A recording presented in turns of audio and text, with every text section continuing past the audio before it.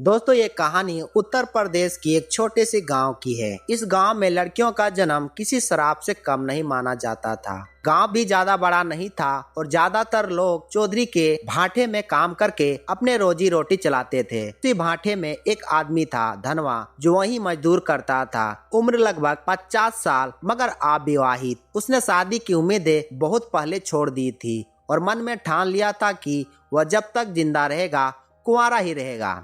लेकिन एक दिन गांव का पुजारी उसके लिए एक लड़की ले आया, भावरी। उम्र लगभग 23 साल, मगर गांव वाले कहते थे कि भावरी अभागी है, क्योंकि उसकी 3-4 शादियां हो चुकी थी और हर बार उसका पति ही मारा जाता है। भावरी की शादी में 5 लोग थे जो उसकी असली जिंदगी की परत जानते थे। चौधरी अजमेर सिंह गांव का जमींदार, उसका मैनेजर सौरभ जो पहले मजदूर था मगर अब खास बन चुका था, गांव का पंडित धर्म के नाम पर ढोंगी और औरतों की इज्जत लूटने वाला, गांव का दुकानदार उधार देकर बदले में औरतों पर बुरी नजर रखने वाला, और 5वां गांव का डॉक्टर जिसे लोग भगवान का दर्जा देते थे लेकिन इंसानियत के नाम पर कलंक था। शादी में चौधरी के 2 भाई भी मौजूद थे, गोपाल और दया। दोनों अपने बड़े भाई पर गुस्सा निकाल रहे थे कि धनवा की शादी इतनी खूबसूरत और जवान लड़की से कैसे करवाई। दोनों गांव के सबसे बदमाश और ठरकी थे। गांव की शायद ही कोई लड़की बची हो जिस पर इसकी गंदी नजर ना पड़ी हो। शादी वाले दिन जब पूरा गांव दावत में बिजी था, चौधरी के दोनों भाई ने कुछ ऐसा कर दिया जिसका कोई कल्पना भी नहीं कर सकता था। वह गांव की एक मानसिक रूप से कमजोर लड़की रीना को जंगल ले गए, दरिंदगी की सारी हदें पार कर दी और फिर डर से कि कहीं ये सबको बता ना दे, उसे बेरहमी से मारकर नदी में फेंक दिया। दोनों को लगा कि मामला पहले की तरह ही दब जाएगा, मगर ऐसा नहीं हुआ। कुछ ही दिनों में मामला पुलिस तक पहुंच गया। पुलिस वालों और चौधरी के बीच पुरानी दुश्मनी थी। अगले दिन चौधरी जब अपने दोनों भाइयों को पश्चाताप कराने मंदिर ले गया, तभी पुलिस इंस्पेक्टर वहां पहुंच गया और दोनों को पकड़कर गांव वालों के सामने ही पीटना शुरू कर दिया। और जब चौधरी बचाव के लिए आगे आया, इंस्पेक्टर ने उसके गाल पर जोरदार चाटा मारा और बोला, औकात है तो करा लेना अपने भाइयों की जमानत। सबूत भले ही ना हो पर डीएनए टेस्ट के बाद सब सामने आ ही जाता है। थाने ले जाते ही दोनों भाइयों की जमकर पिटाई हुई और आखिरकार दोनों ने सब कबूल कर लिया। उधर चौधरी शहर के वकील के पास गया। वकील ने कहा कि मामला बहुत गंभीर है, जमानत मुश्किल ही नहीं नामुमकिन है, लेकिन एक आइडिया है, सेटिंग से काम हो सकता है, पर इसके लिए बहुत पैसा चाहिए। चौधरी के पास इतना पैसा नहीं था। तभी गांव का पंडित बोला, चौधरी जी चिंता मत कीजिए, मजदूरों से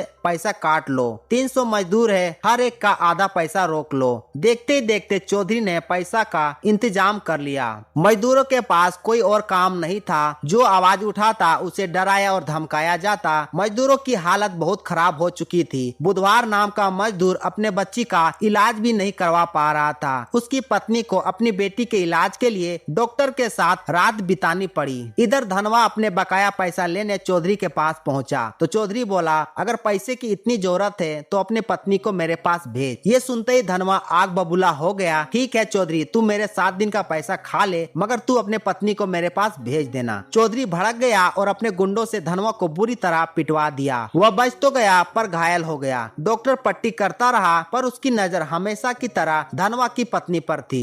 एक दिन धनवा की पत्नी अपने स्कूल जाने वाली बच्चे के साथ मंदिर पहुंची। पंडित बोला, इसका इलाज पूजा पाठ से होगा, लेकिन रात में अकेले आना होगा, एक ही कपड़े में। जब पत्नी ने यह बात धनवा को बताई, धनवा बोला, अगर पूजा पाठ से बीमारी ठीक होती तो दुनिया में डॉक्टर की जरूरत नहीं होती। मैं जानता हूँ कि पंडित के मन में क्या चल रहा है, वहाँ मत जाना। रात को पुजारी घंटों इंतजार करता रहा, कोई नहीं आया। अगले दिन लोग उस पर हंसने लगे। पंडित भड़क गया और डॉक्टर बोला, अब तुम लोग देखना मैं क्या करता हूँ। अगले सुबह डॉक्टर ने चौधरी की मदद से पंचायत बुलाई और अपने बैग से एक मेडिकल रिपोर्ट निकाली। गाँव में खतरनाक बीमारी फैलने वाली है और इसका कारण है धनवा। अनपढ़ और अंधविश्वास गांव वाले डर गए। डॉक्टर और चौधरी का झूठ सच मान लिया। धनवा को गांव से बाहर निकाल दिया गया। वह बाहर झोपड़ी बनाकर रहने लगा। धनवा ने भौरी को भी अपने से दूर कर दिया कि बीमारी उसे ना लगे। भौरी बिल्कुल अकेली हो गई। काम के लिए भाटे पर गई, मगर मजदूर और मालिकों की नजर गीत की तरह उस पर टिकी रही। इसी बीच शहर से एक लड़का डॉक्यूमेंट्री बनवाने गाँव आया। भौरी को उसकी देखभाल का जिम्मा दिया गया।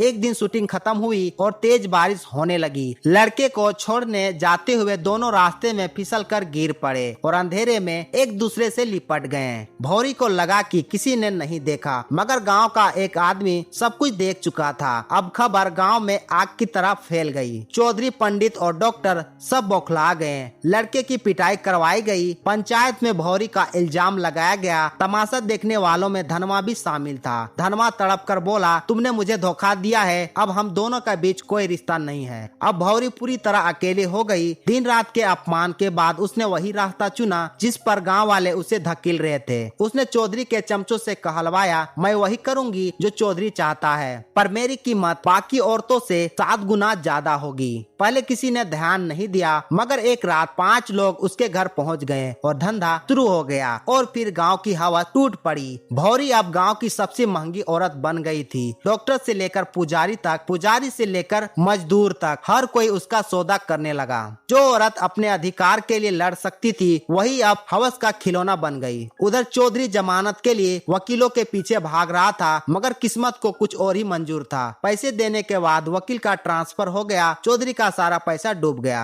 वकील ने दूसरा रास्ता बताया कि रीना की दादी से समझौता कर ले। चौधरी रीना के दादी के घर पहुंचा। दादी ने कहा, रीना तो तेरी ही बेटी थी। चौधरी का दिल धक से रह गया। दरअसल सालों पहले चौधरी का अवैध रिश्ता था और उसी से रीना जन्मी थी।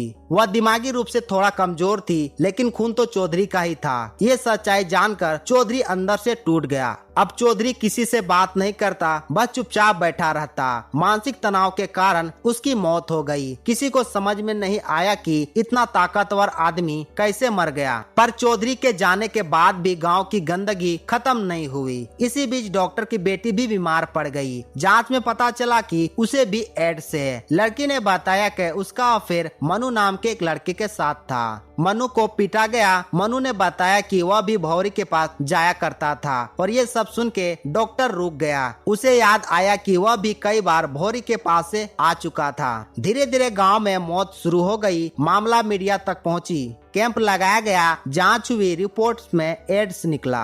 गांव में हाहाकार मच गया। अब उंगली उठा धनवा पर। धनवा को पकड़कर थाना लाया गया। खून टेस्ट हुआ। सच सामने आया कि धनवा को कभी बीमारी थी ही नहीं। डॉक्टर ने गांव वालों को झूठी रिपोर्ट दिखाई थी। बीमारी भौरी तक शहर से आए लड़के से पहुंची थी और वहीं से पूरे गांव में फैल गई। अब सच गांव वालों के सामने था। गांव वाले डॉक्टर, पंडित और बाकी लोगों पर टूट पड़े। पुलिस भी दूर हो गई। सबको इतना मारा गया कि सबकी मौत हो गई। उधर धनवा को पता चला कि भौरी भी इस बीमारी की चपेट में है। वो भी आखिरी बार भौरी से मिलने गया, लेकिन बहुत देर हो चुकी थी। अब भौरी का चिता सजाया गया और सम्मान के साथ उसे अग्नि दी गई।